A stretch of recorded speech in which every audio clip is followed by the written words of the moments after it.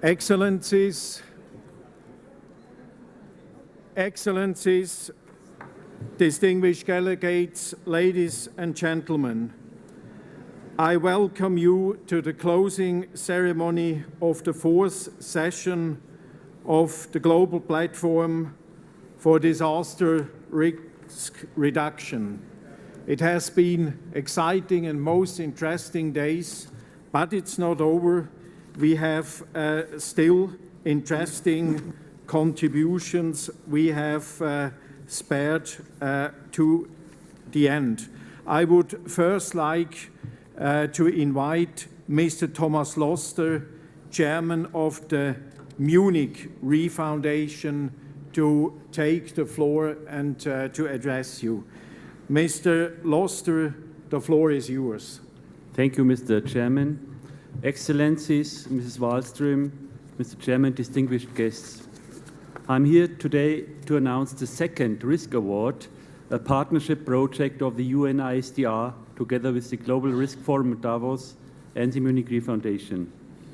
The Risk Award serves a blueprint project with best character to optimize disaster risk reduction. 100,000 euro are going to winning project plus project management to bring a blueprint project to life. Some of you were here 2 years ago when we announced the first Risk Award, and this was dedicated to the Making Cities Resilient campaign of UN ISDR. As we could hear here, this campaign is a great success with more than 1,500 cities signing, and I want to congratulate UN ISDR for this campaign. Due to this, the first prize was called Early Warning in Urban Areas, and I wanted just to update you who won the project and what were the key success factors. We got 38 applications from all around the world, from 25 countries, which shows that the prize is not only with worldwide outreach, but it is taken serious around the globe. The project Making the City of Beira Resilient won the prize. And I want just to tell you 5 short success factors and why the jury, a distinguished jury with a great diversity of members, has chosen this. First, poor people in the city of Beira got a role. They got a role, a name, a badge, some sort of uniform. They felt important, and they were shown where are the critical parts of the poor areas of the city. The core of this project is a snorkel principle. Poles are installed near rivers, and in them is a metal-coated ping-pong ball. This is according to the snorkel principle. When water rises a certain level is reached, a contact is released and alarm bells ring. The jury chose this project because it's so simple, it's so easy, it is understood around the globe, and it's very cheap and can be used in all parts of the world. A second key success factor is, of course, training and tests. Before the rainy seasons, people are doing tests. They learn how to behave during crisis, and as said, giving the people a role, a uniform, an importance, they take it very serious. Also, it is important to think of crisis during night, so people learned evacuation, sober and good evacuation, even if it's dark and crisis occurs. The second Risk Award, which I'm announcing now, is dedicated to resilience according to the topic here. As we all saw, the Oklahoma tornado gave proof that in crisis, the most vulnerable are often not reached. School children died in an area with known strong tornadoes. Also, through a tsunami, tourists might receive a warning, but poor people in the street or on the beach or at the beach might not.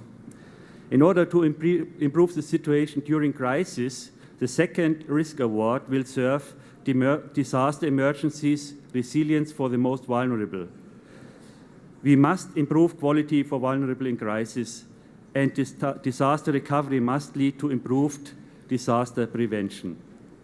I thank Margareta Wallström and I congratulate her and her team to the great success of the fourth platform. I herewith open the applications for the second Risk Award, Disaster, Emergencies, Resilience for the Most Vulnerable. Thank you.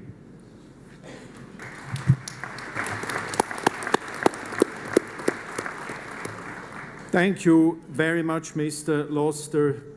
I now give the floor to Mr. Yoshitami Kameoka, representative of the government of Japan. Mr. Kameoka, you have the floor. Excellencies, distinguished delegates, ladies and gentlemen, it is a great pleasure to be with you today. Let me start by paying my respect to the participants for holding advanced and fruitful consultations during this forum and expressing my gratitude to the UNISDR, which has put so much effort into organizing the session.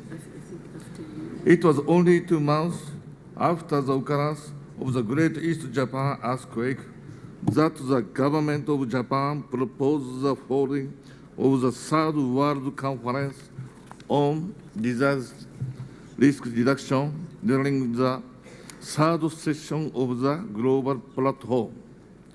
Last December, the United Nations General Assembly designated Japan as the host country of the Third World Conference on Disaster Risk Reduction in early 2015 with the understanding of every member state and relevant organizations. Today, I would like to inform you that the government of Japan has decided to hold the conference in Sendai City, Miyagi Prefecture in March 2015. As you know, the post-2015 framework for disaster risk reduction will be developed during the third conference.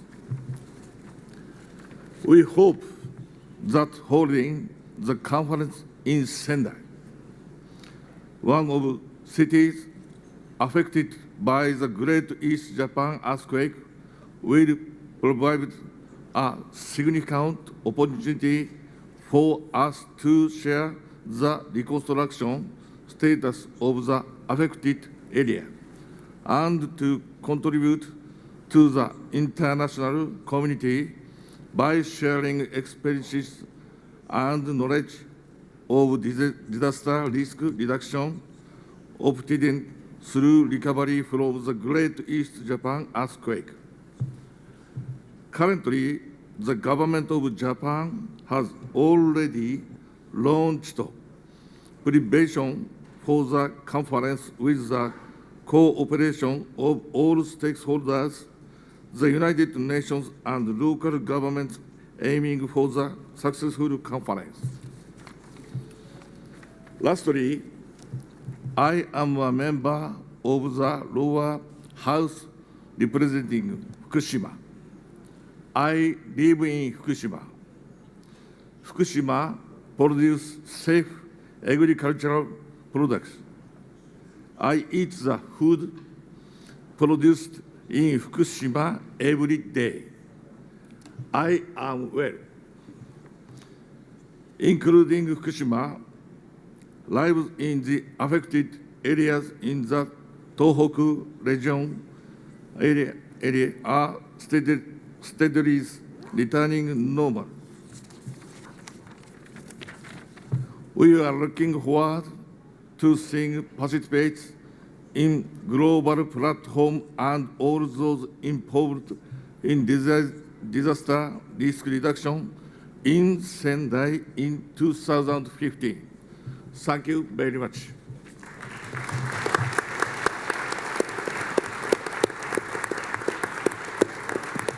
Thank you.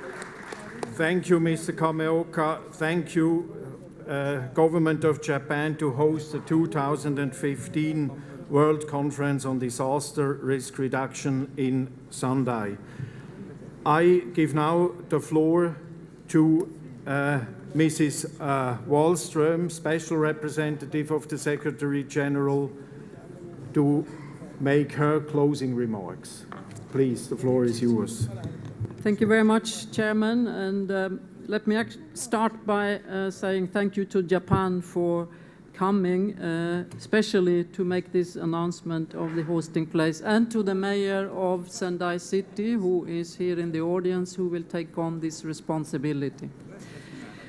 Colleagues, excellencies, and friends in the audience, I think around 3,500 people has been in this house every day. And I believe you felt it. It's a lot of people. It is actually twice as many people who's ever been here before in these conferences. So when we set out to try to identify what is the common ground for 2015 and beyond, I believe in this conference we have lived up to that assignment. And it's come out very strongly, the focus on communities, on the localities. You've all emphasized the vulnerabilities, but we've also had a strong focus on solutions, science, better institutions, etc. So when the UN General Assembly asked us to develop a post-2015 framework for disaster risk reduction, to make sure that it's inclusive and that it is carried out through a broad and then consultative process that captures all the views of all the potential stakeholders, existing and future ones, I think we begin to really reflect how this would look.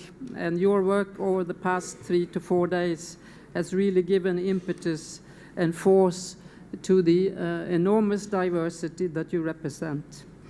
The chair's summary has largely captured that, I hear from you, and I'd like to thank the chair for that. I think you have all felt that this fourth global platform was a bit special. In the first, I think already on Monday, my own reflection was there's something happening here, and I'm not sure what the outcome will be. And I said that to the chairman, and I'm still not quite clear really how powerful this is.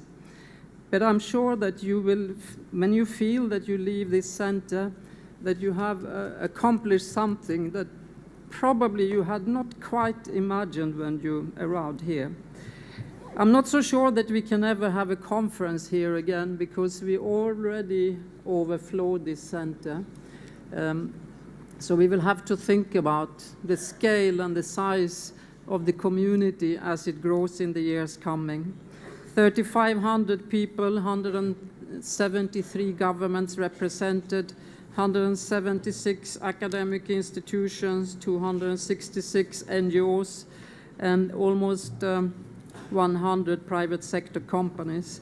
But the most interesting aspect of this, and I wonder if you recognize yourself in that, is that a very large number of people who have been here now for 5 days working together said that they had never been to a global platform before.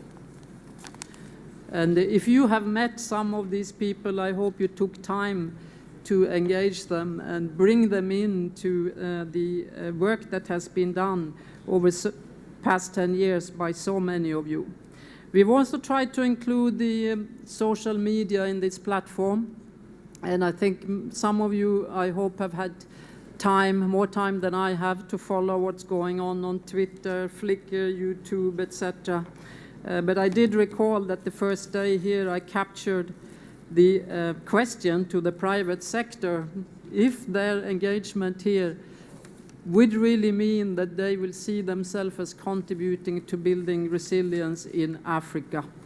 I think you will agree with me when you've heard their engagement and the commitment of Arias Papadopoulos on behalf of all of them, that they are really ready to bring their force to some of these challenges. So I think I will leave this platform with a sense of that we have successfully tipped the scale. It took us a few years to get here, but we really crossed a very critical barrier now, and that barrier is really in focus on people, the communities, and I hope many of you actually dare to think of this as an agenda for the next 30 years. It doesn't sound like as scary when you are at the upper end of this 2 times 30 years. But when you're in the beginning of them, of course, it seems like an enormously long time, but it isn't, and you know that. We need to put our ambition level high. We cannot change gearbox every now and then. I think your commitment to HFA is remarkable, but we also know that we need more focus, action, and above all, and I think so many of you have made that a clear statement here, we really need to focus on how we get countries now to build and use the institutions they have built, use the knowledge they have, focus on the building of resilience. Many messages about the importance of children, young people. You know, we make sometimes errors of concept here by bundling up young people and children. I think you've heard polite protests here in the group about that. But above all, I think the focus on people and their various needs and the recognition that different parts of the communities have different needs has come out very strongly here. We also had for the first time what we call the high-level dialogue, a ministerial segment. The purpose of that was to get a clear expression of the political commitment that we have constantly repeated in previous platforms that we are lacking.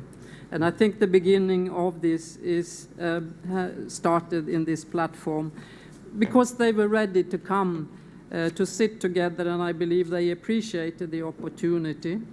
So we hope that that really can continue as a strong expression of how we can support political leadership to provide the guidance that we need. Just a final few observations, the private sector. I believe that we've really turned a corner with them as well. Their determination to take this forward. It won't be an easy route. There are no blueprints for how to do this.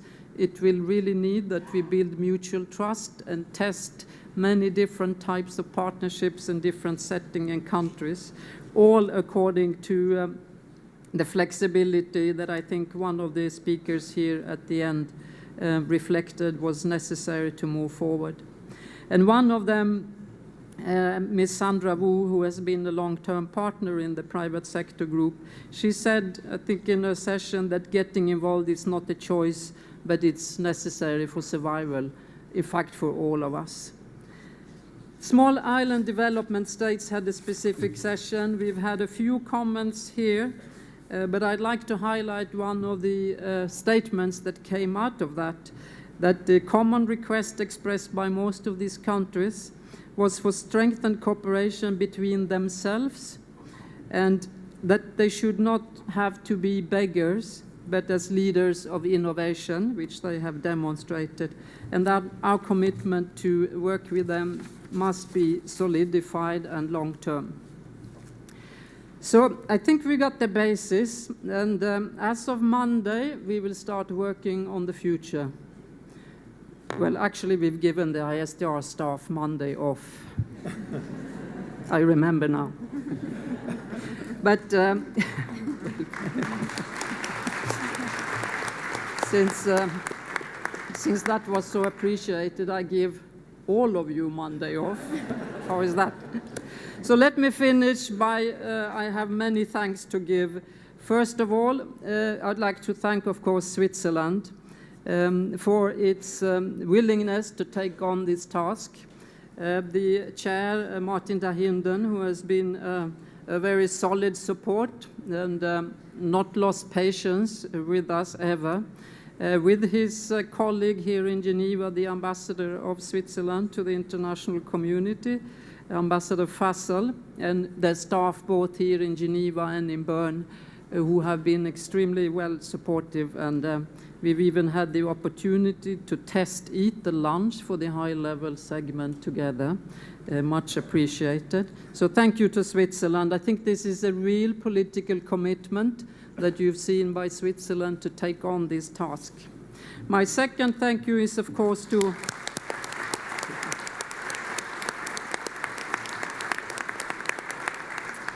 my second thank you goes, of course, to the chair of the next World Conference on Disaster Risk Reduction in Japan, and to Mr. Kameoka, who representing Japan. And you sit here, and we look forward to work with you and, of course, with all the people here who have participated in the platform to realize the vision of the platform and deliver the HFA2. Then I want to thank all of you who came, the 3,500 of you who probably did not quite know how full this event would be in terms of numbers of people. But I'd also like to thank all of you who may have wanted to come and who followed us on social media and the websites, because you've all worked very hard, I know that, to prepare for your conference participation. I've heard of organizations that have spent 3-4 months preparing, really deciding what they want to achieve. That's the type of conferences we need for the future. We know that many regional organizations, the Red Cross, Red Crescent, NGOs, governments, and local governments have all prepared to ensure that they achieve what they needed to do. And of course, then, the EU and ISDR staff who have worked fairly tirelessly with lots of good experiences, but it is, of course, work to bring together 3,500 people, 170 events, and to keep you all happy all the time. So, and I hope you've been happy.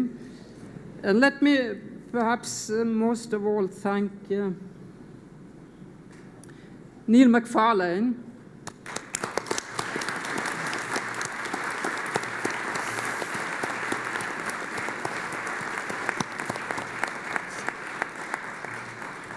Neil's second global platform, and he swore he will never do another one. And I think we should say thank you to him. He's walking around very quietly with his bag fixing problems, but he's never sitting on stage and he's never sitting in the audience asking naughty questions, but he's the real force behind the conference.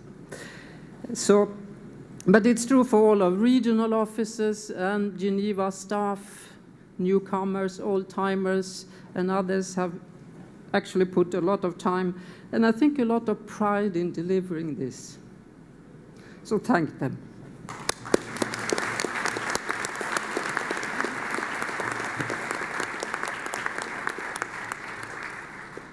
And then, of course, finally, you know, on Saturday, I was going to say welcome to all the volunteers that had helped us. And I realized that we had more volunteers than we have staff for the Federation or the ISDR Secretariat. So I think we have to give a special commendation to volunteers that through International Volunteer Association have come to Geneva.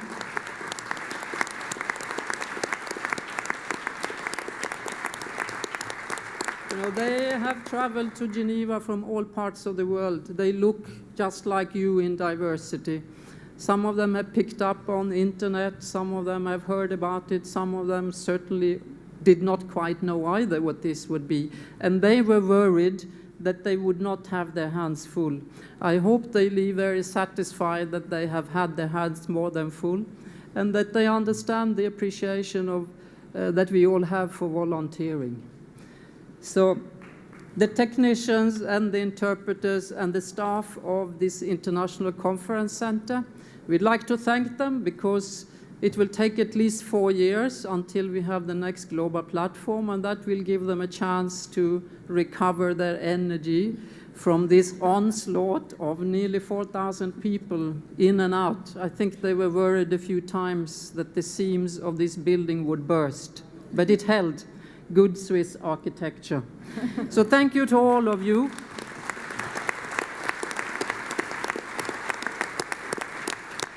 And that concludes my remarks. Thank you.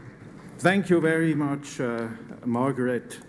Now I'm coming to my concluding remarks, but I'm a little bit in an awkward situation because almost everything I wanted to tell to you has already been said. But this is not a drama.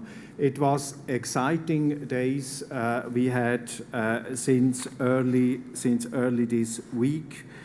I would also, from behalf of the chair of the meeting, thank to all those who have contributed to the sponsors, to the volunteers, to the donors. But of course, my particular thanks go to Margareta Wallström, Special Representative.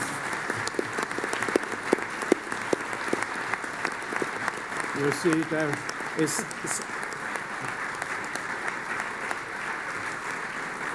It's even not possible to let's say, recall your title. So immediately the applause comes in, and this is well deserves. But I have also to thank to the wonderful team you have, who was supportive, who worked very well together. This was really an excellent experience, and probably one I did not have before. Now, for me, it was a great honor to chair this platform. It was a great honor for my country to have this opportunity. And of course, I thank all of you for the participation. You all are in the center of what it is about, and not only what you did during the last days, but what you're taking out and what you are putting in practice. This is the core of the platform. Now, we are at the closing moment, and usually a chairman has a hammer, and then you hear the sound of the hammer to close a meeting. But first, there is no hammer, and second, there is much more interesting sound to hear. What we will have in terms of conclusion is first some impressions, some video clips that remember us when we are closing one or the other element we were ourselves involved. And then, of course, I would like to invite Mrs. Tosca Punto Ramos, City Councillor of Makati City in the Philippines, to sing for us. And I assume that her first name, Tosca, gives us already a little hint in what direction it goes. Thank you very much for your attention. It was wonderful to be among you the last days.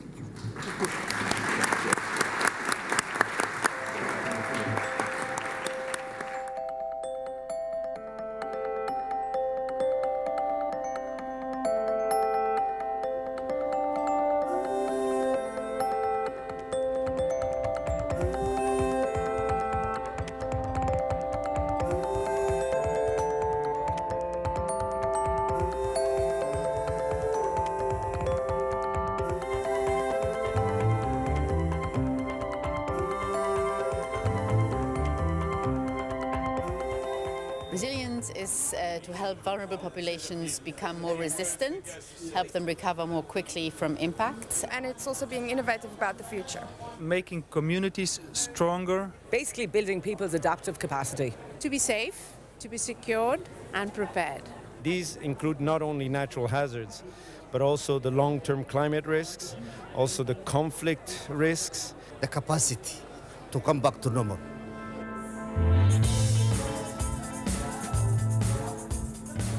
This is real life, and there are real losses. I'm impressed to see here such a great diversity of participants. Partnership across all sectors of society are essential to reduce disaster risks and build resilient communities and nations. There is no getting away from the fact that we also have to mitigate the emissions of greenhouse gases. I'd rather have the leadership than the resources, because leadership can find the resources. And I hope there are a lot of leaders out there A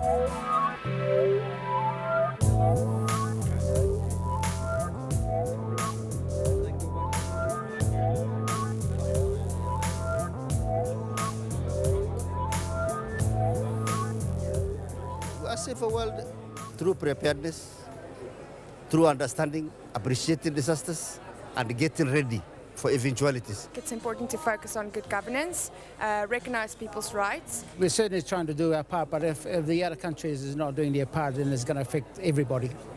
Must recognize the role of women and how we can protect and have better preparation for the children and people with disability. Those that have the knowledge, the know-how, the ITs, to be able to share with the regions that might not be with the capacity to take care of themselves in terms of high technology.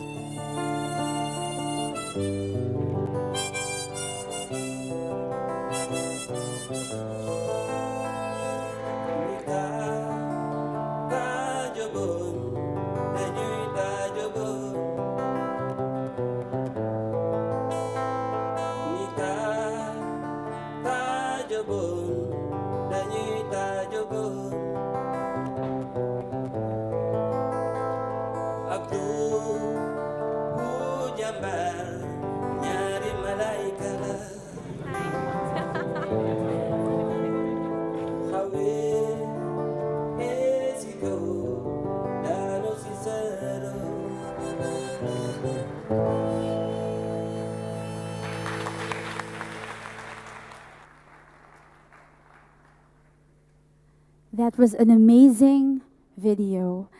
Ladies and gentlemen, Your Excellencies, dear Mr. Ambassador, dear Miss Margareta Wallstrom, dear delegates, good evening. It is an honor for me to be in front of all the champions from all over the world.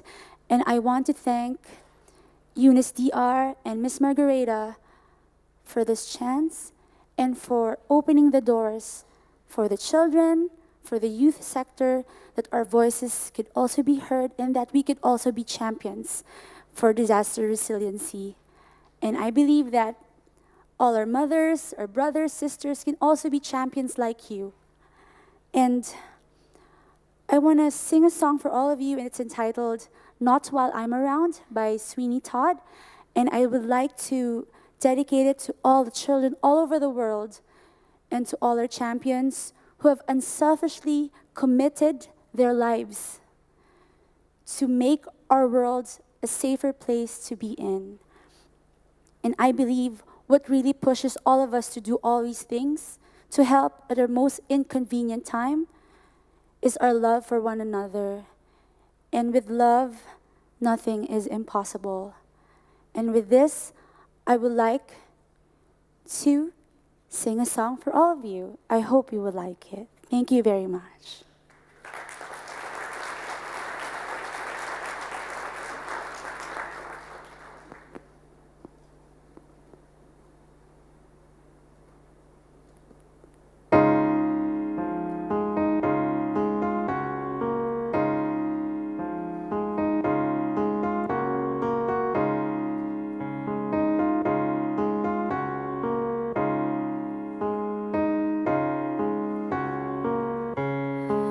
Nothing's gonna harm you, not while I'm around. Nothing's gonna harm you, not while I'm around.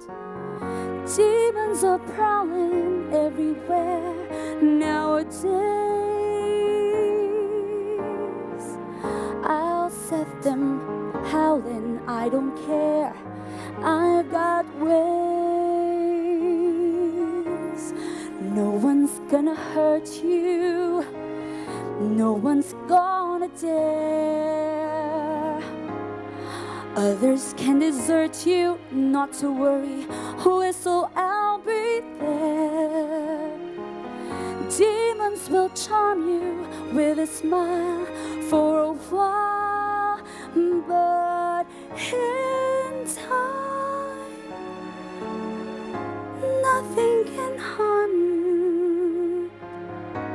not while I'm around.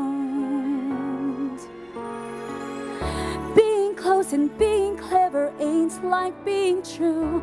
I don't need to, I would never hide a thing from you like some.